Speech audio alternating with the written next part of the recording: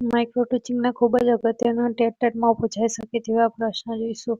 આખો વિડિયો જોવો હોય તો તમે લોંગ વિડિયોમાં જોઈ શકશો.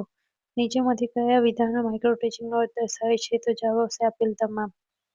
નીચેમાં પૈકી પૃથ્થકરણના અંતે કેટલા અધ્યાપન કૌશલ્યો છે? તો જવાબ આવશે 22.